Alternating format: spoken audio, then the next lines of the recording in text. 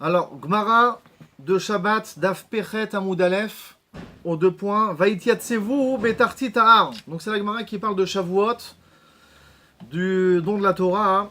Il y a marqué dans la Torah Vaïtiatsevu betartit ha'ar. Les Bnei Israël, ils se sont positionnés. Alors on traduit littéralement au pied de la montagne, mais c'est faux. Normalement, on aurait dû marquer beragle ha'ar, au pied de la montagne, Regel. Mais là, il y a marqué betartit ha'ar. Ça veut dire quoi betartit? Tachat, ça veut dire sous. Ils se sont positionnés sous la montagne. Amar Rav Avdimi bar Chama bar Chassa. Melamed shekafa Akadosh Baruch Hu alehem et ha'ar kegigit. Ça vient nous apprendre que Akadosh Baruch Hu, en fait, il a déraciné la montagne et il l'a mis au-dessus des Bnei Israël comme une cloche. Comme une cloche. Et qu'est-ce qu'il leur a dit? Ve'amar lahem. Im atem mekablim haTorah mutav ve'im lav sham tehe kevoratrem. Si vous recevez sur vous la Torah, tant mieux. Sinon, là-bas, ça sera votre tombe. C'est-à-dire, on reçoit la Torah sur nous, tant mieux. Et sinon, là-bas, ça sera notre tombe. Juste une petite question de syntaxe, de langage. On est où là? On est dans le désert du Sinaï. Donc, Akadosh Baruch Hu, qu'est-ce qu'il aurait dû dire? Si vous acceptez la Torah, tant mieux. Sinon, ici, ça sera votre tombe. C'est quoi? Là-bas, ça sera votre tombe. C'est pas cohérent dans le verset. On aurait dû dire ici, ça sera votre tombe. Et là, les commentateurs, ils expliquent comme ça. Ils disent que ça, c'est un petit moussard. Une petite leçon de morale. Pour tout celui qui remet les choses au lendemain. Quand est-ce que je vais étudier la Torah? Quand j'aurai le temps. Quand j'aurai ma retraite. Quand j'aurai plus d'argent. Quand j'aurai trouvé un travail. Rien qui se disent comme ça. Lorsque là je suis un peu en galère, là je dois trouver un travail. Lorsque j'aurai trouvé un travail, que j'aurai la parnassa, mon salaire qui rentre tous les mois, alors ça va, je me fixerai un temps pour étudier le soir, un temps pour étudier le matin. Mais là c'est un peu difficile. On remet toujours au lendemain. Il y a une petite histoire de quelqu'un, je ne veux pas donner les détails pour ne pas qu'on trouve les sources de cette histoire. Mais en tout cas, il y a quelqu'un qui pendant toute sa vie, il a travaillé comme un taré.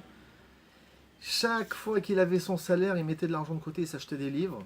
Sa maison, elle était tapissée de livres, comme on le voit ici dans la Sifria qui est derrière nous. Toute sa maison, elle était comme ça. Il a dit, le jour où j'aurai ma retraite, je m'y mets. Le jour de sa retraite, mais jour pour jour, il est mort. Il est mort. Donc de là, on nous apprend, celui qui dit Sham, celui qui dit là-bas, lorsque je serai là-bas, lorsque j'irai en yeshiva, lorsque j'aurai un salaire, lorsque j'aurai ma retraite, tout celui qui remet les choses Sham, là-bas, au lendemain, Tehe kevoratrem, ça sera déjà votre tombe. Vous êtes déjà considéré comme mort. Eh oui, il ne faut pas remettre les choses au lendemain. Pourquoi? Parce qu'on ne sait pas s'il y aura un lendemain. C'est là où il a enlevé la première fois le libre arbitre de l'homme. Je continue dans la Gemara. Il y a marqué Amar Rava. Non, pardon. Amar Ravacha bar Yaakov. Mikan moda Rabba leoraita. Ici, on a un super alibi. Si on a été contraint à recevoir la Torah, que Akadosh Baruch Hu après il vienne, lorsqu'il va me juger en haut, il va me dire pourquoi t'as pas fait la Torah? Je dis moi j'avais pas envie. Pourquoi t'avais pas envie? J'ai pas envie. De toute façon j'ai été contraint. On peut pas forcer les gens à faire quelque chose. Donc en fait on a un super joker lorsqu'on va arriver, Bedin Shalmar là dans le tribunal céleste, on pourra toujours dire à Akadosh Baruch Hu, moi je voulais pas recevoir la Torah. Tu nous as forcé. Donc Moda Araba, c'est une grande nouvelle pour le Ham Israël, ça. On a un joker quand on arrivera en haut. Amar Rava. Rava, il te dit, calme-toi, mon fils. Afal piken hadur kibloua bime achashverosh. T'inquiète pas, les Bnei Israël, ils ont reçu la Torah à l'époque de Purim, à l'époque de Achashverosh. Dirtiv, il y a marqué dans la Megillat Esther, Keimu vekibloua Yehudim. Il y a marqué comme quoi les Bnei Israël, les Yehudim, les Juifs, ils ont réalisé et reçu. Réalisé et reçu. C'est quoi réalisé et reçu? La Gemara qui commente Kiimu mashekiblu gvar.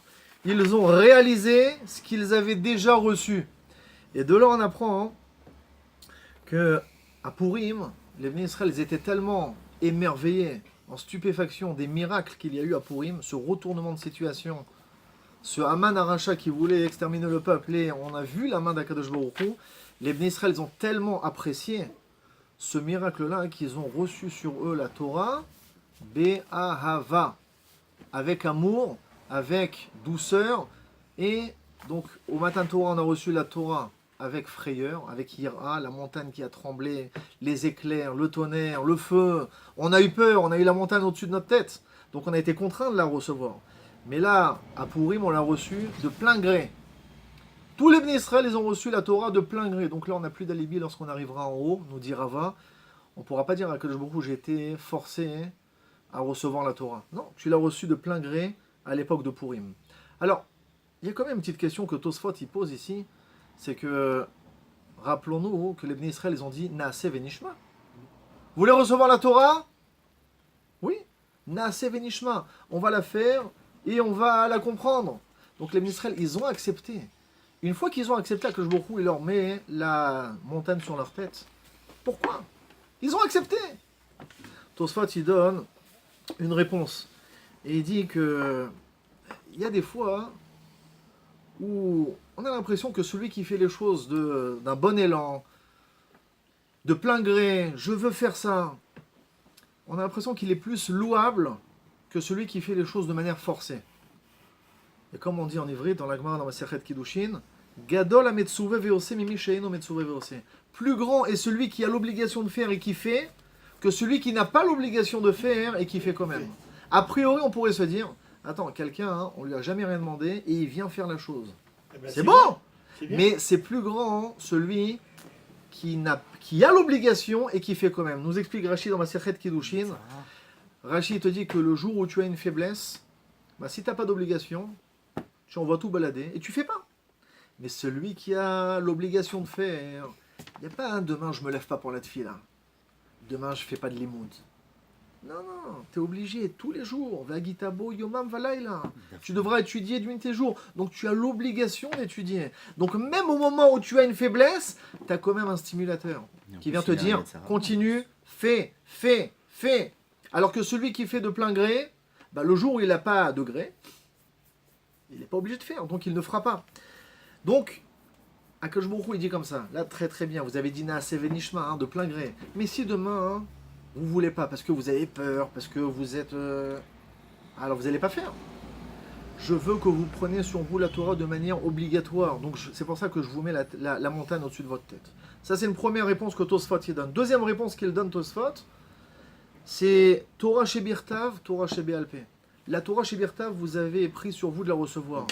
Moi, je veux que vous mettez la montagne au-dessus de la tête pour vous dire, la Torah écrite, elle est forcément accompagnée de la Torah orale, sinon elle n'a pas de raison d'être.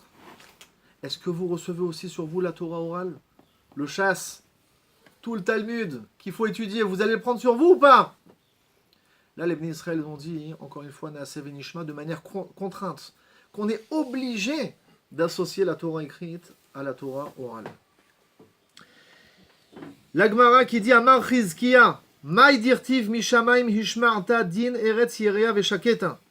Il y a marqué dans un verset dans Tehilim, du ciel tu nous as fait entendre la loi, et la terre elle était en frayeur et sereine. Alors la Gemara qui pose la question Im yerea la mashketa, ve im shketa la yerea. Si la terre elle est en frayeur, donc elle n'est pas sereine, et si elle est sereine, elle n'est pas en frayeur. C'est deux termes qui sont contradictoires. Elle a batechila yerea.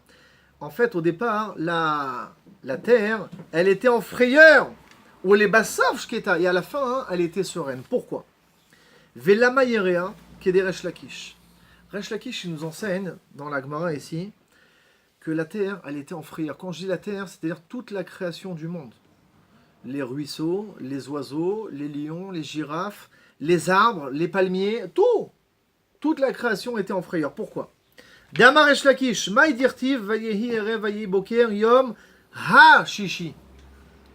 Il y a marqué, au moment de la création du monde, et il se fut le soir, il se fut le matin, et voilà qu'Akadosh Baruch Hu, il a créé le 6e jour. Alors, à propos de tous les jours de la création, c'est marqué Yom Echad, Yom Shani, Yom Shlishi, et Yom Ha Shishi avec un He. He yetera la mali. Pourquoi est-ce qu'il y a ce he supplémentaire? Nous dirait Shlakish. Melamed sheitna Kadosh Baruch Hu ima'aseh bereshit. Akadosh Baruch Hu, il a fait une condition avec toute la création du monde. Ve'amar lahem, im Israël mekablim haTorah atem mitkaimim. Si les Israël reçoivent la Torah en l'an 2448, c'est-à-dire que de 0 à 2448, si les Israël reçoivent la Torah le 6, 7, Sivan 2448, alors tant mieux. Et sinon, vous retournez tous dans le Tohu Vavohu. Veimlav animarzir etrem le Tohu Vavohu. Donc là, les girafes, elles étaient comme ça. Le 6 Sivan 2448, elles étaient en frayeur, les girafes. Est-ce que les Israël vont dire Naaseh Venishma ou pas?